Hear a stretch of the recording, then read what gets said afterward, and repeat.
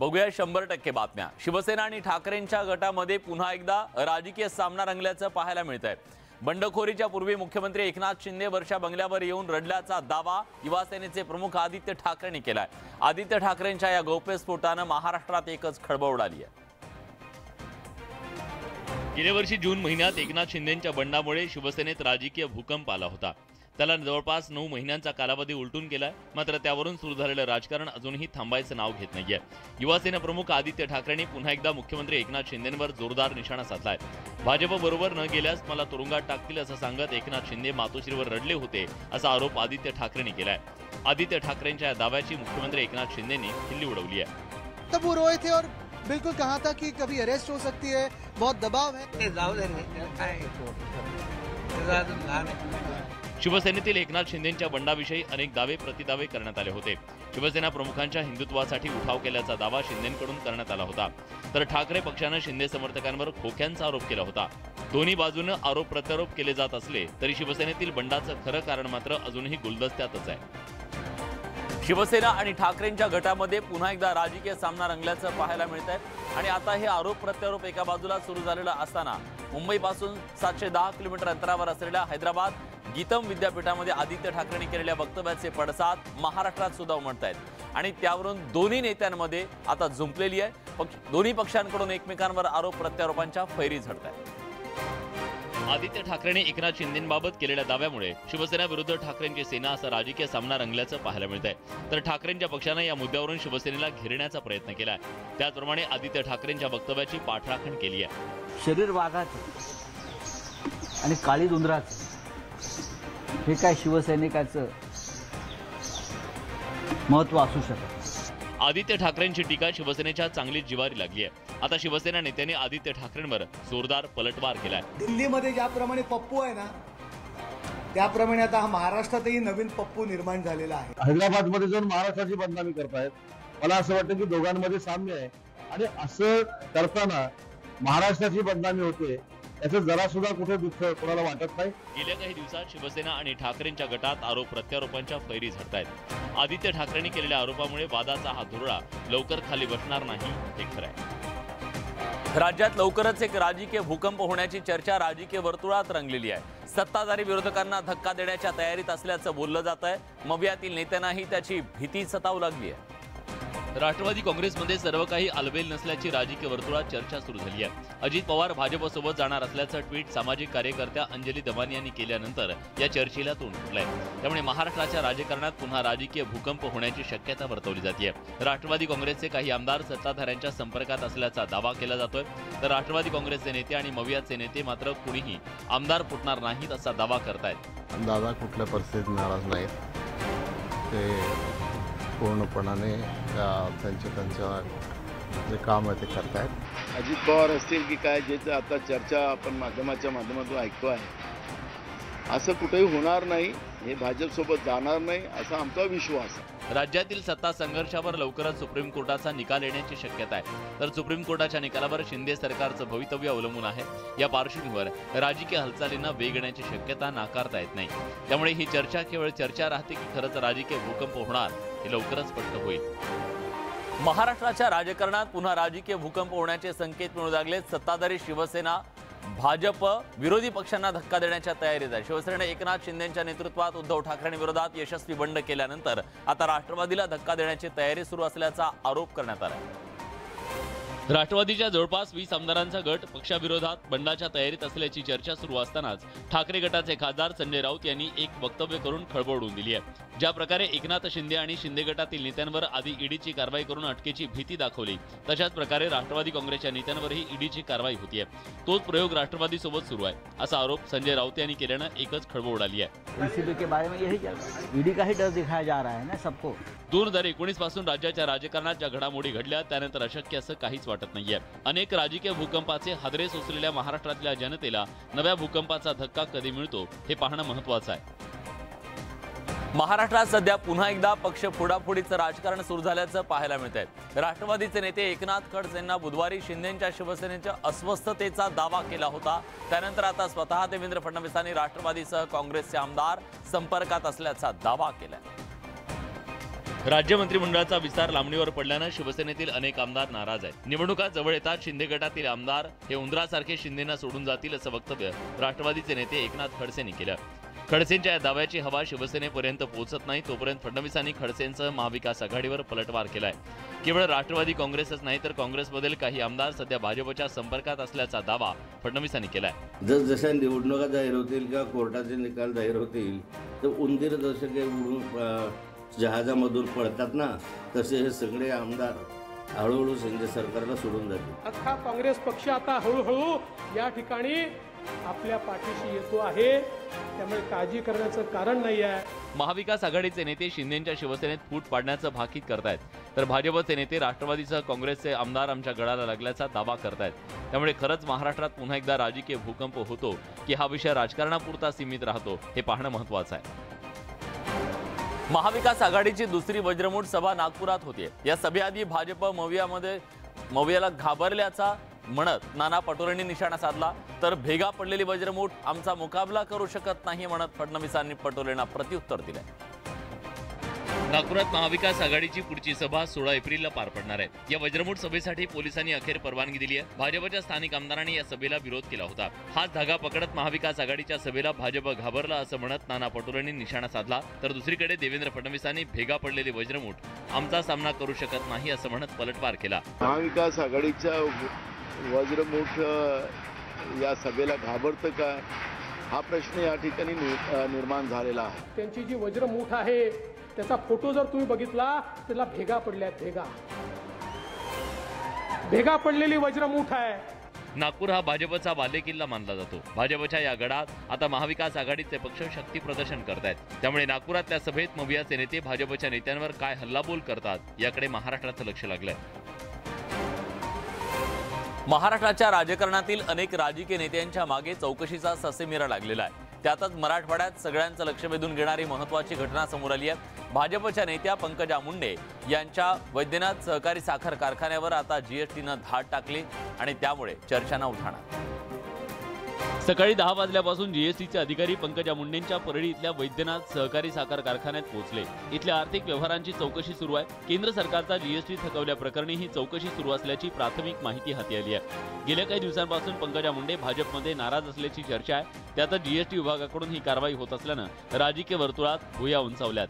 खूप अर्जंटली गेल्या 2-3 दिवसात काही घटना या घडलेल्या आहेत आणि त्या का घडल्या हा मला खरंच प्रश्न पडलाय.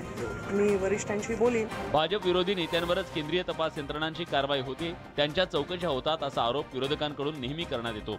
आता भाजपच्या नेत्या आणि स्वर्गीय गोपीनाथ मुंडे यांच्या कन्या पंकजा मुंडे यांच्या साखर कारखान्यावर छापेमारी झाल्यानं राजकीय चर्चांना उधाण आलंय. केंद्रीय मंत्री नितीन गडकरी यांच्या कार्यालयात धमकीचा कॉल प्रकरणामध्ये आता UAPA कायदा लागू होणार आहे. या प्रकरणात आरोपी जयेश पुजारीचे संबंध PFI आणि दाऊद पर्यंत जात आहेत. त्यामुळे पोलिसांनी UAPA लावण्याचा निर्णय घेतला. गडकरी यांच्या कार्यालयात धमकी देणाऱ्या जयेश पुजारी उर्फ शाकिरचे संबंध PFI म्हणजेच पॉप्युलर फ्रंट ऑफ इंडियाशी असल्याचं तपासात उघड झालंय. त्यामुळे त्याच्यावर बेकायदेशीर कृत्य प्रतिबंध कायद्याअंतर्गत गुन्हा नोंदवला जाणार आहे. जयेश पुजारीचे संबंध PFI बरोबरच दाऊद इब्राहिम पर्यंत पोहोचतायत. या प्रकरणी आधीच नागपुरात 2 गुन्ह्यांची नोंद आहे. आता पोलिसांनी धमकी प्रकरणात UAPA कायदा लागू करण्याचा निर्णय घेतलाय. UAPA ॲक्टचे सेक्शन 10, 13, 18 आणि 20 प्रायमा फेसी ॲप्लिकेबल होत असल्याचे निर्देशनास आल्यामुळे ते सदर कलम लावण्यात आलेली आहे. बेळगावच्या तुरुंगात कैद असताना 14 जानेवारी आणि 21 मार्चला गडकरींच्या कार्यालयात जयेश पुजारीनं फोन केला होता. यावेळी त्यानं पहिल्यांदा 100 कोटी आणि दुसऱ्यांदा 10 कोटी रुपयांची खंडणी मागितली होती. आपल्या घराचं स्वप्न पाहणाऱ्या मुंबईकरांसाठी एक अतिशय आनंदाची बातमी आहे. म्हाडा मे महिन्यामध्ये 4000 घरांच्या लॉटरीची जाहिरात काढणार असल्याचं सूत्रांकडून कळतंय. गेल्या 4 वर्षापासून रखडलेली ही लॉटरी प्रक्रिया आता सुरळीत होण्याचा अंदाज आहे. घर घेऊ इच्छिणाऱ्या मुंबईकरांचं म्हाडाच्या घराच्या सोडतीकडे लक्ष असतं. अशा मुंबईकरांसाठी 3820 घरांसाठी म्हाडा लवकरच सोडत काढणार आहे. सर्व उत्पन्न गटांसाठी म्हाडाची ही सोडत असणार आहे.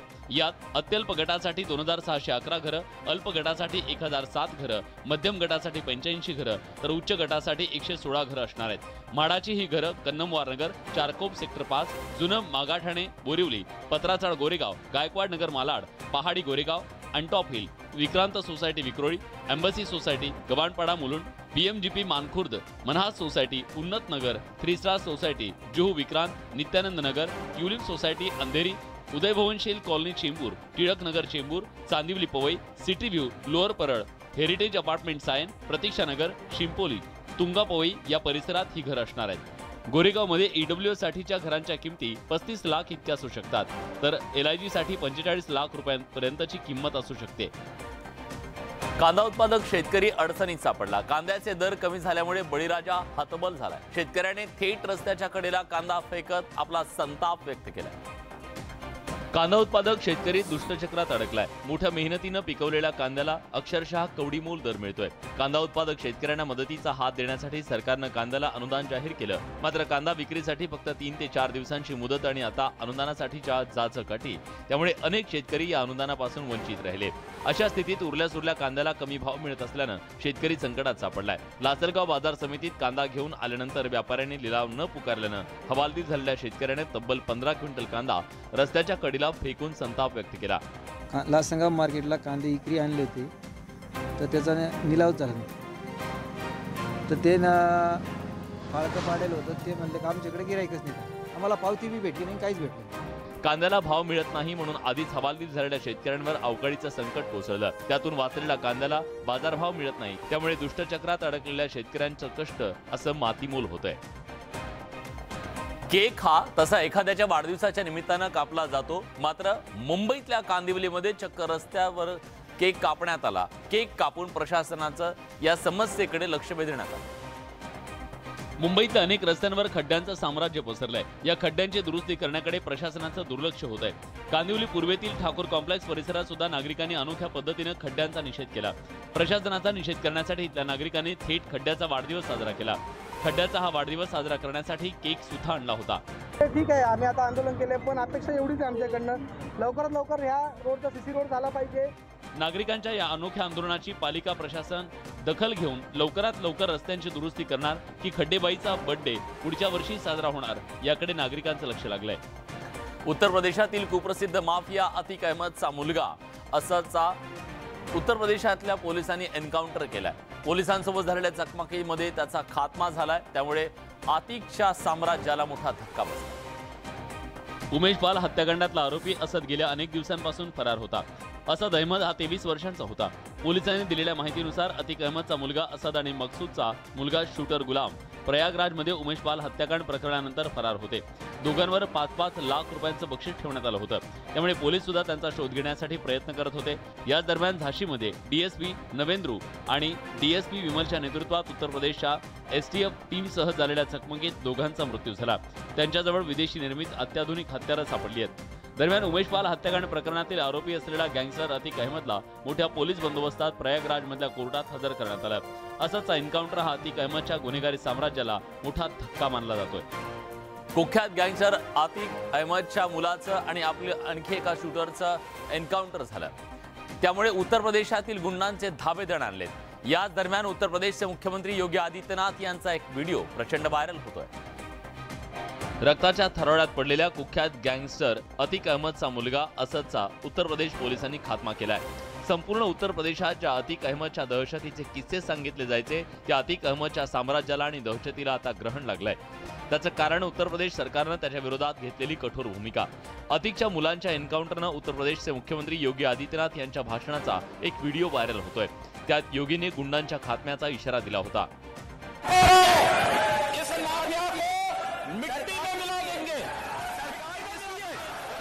उत्तर प्रदेशात योगी सरकारनं गुंडांच्या नाड्या आवळायला सुरुवात केली आहे. त्या अंतर्गत गुंडांच्या बेकायदेशीर संपत्तीवर योगींनी बुलडोजर चालवला.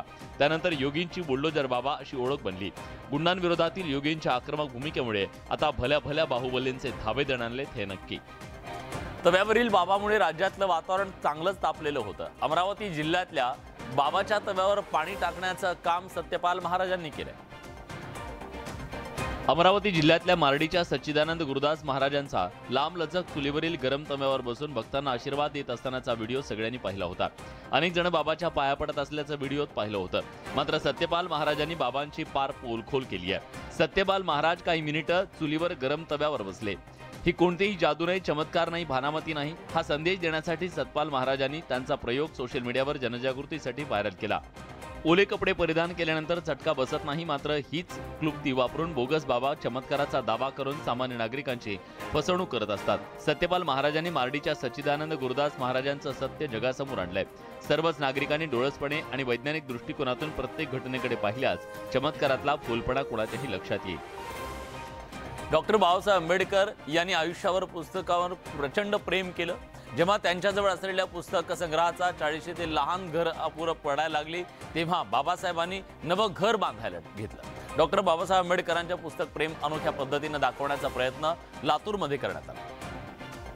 डॉक्टर बाबासाहेब आंबेडकरांच्या 132व्या जयंतीनिमित्तानं लातूरात डॉक्टर आंबेडकरांची भव्य अशी प्रतिकृती साकारण्यात आली आहे. विशेष म्हणजे बाबासाहेबांची ही प्रतिकृती पुस्तकाच्या माध्यमातून साकारण्यात आली आहे. 11,000 चौरस फूट जागेवर तब्बल 18,000 पुस्तकांचा वापर करून बाबासाहेबांची भव्य दिव्य प्रतिकृती साकारण्यात आली आहे. लातूरचे खासदार सुधाकर शृंगारे यांच्या संकल्पनेतून ही पुस्तकरूपी बाबासाहेबांची प्रतिकृती साकारण्यात आली आहे. 14 एप्रिल नंतर ही पुस्तकं जिल्हा परिषदेच्या शाळेतल्या विद्यार्थ्यांना दिली जाणार आहेत. त्यामुळे बाबासाहेबांचं आयुष्य पुस्तकांनी बदललं, तसंच उद्याचं भविष्य असणाऱ्या विद्यार्थ्यांचं आयुष्य सुद्धा ही पुस्तकं बदलू शकतात, या विचारातून हा उपक्रम राबवला जाणार आहे. तर या होत्या राज्यातल्या, देशातल्या आणि जगभरातल्या महत्त्वाच्या बातम्या. 100% बातम्या. आमचं हे ब्रेकलेस आणि ब्रेथलेस बुलेटिन तुम्हाला कसं वाटतंय नक्की कळवा. बुलेटिनमध्ये आपण इथेच थांबतोय. ताज्या घडामोडींसाठी बघत रहा न्यूज 18 लोकमत.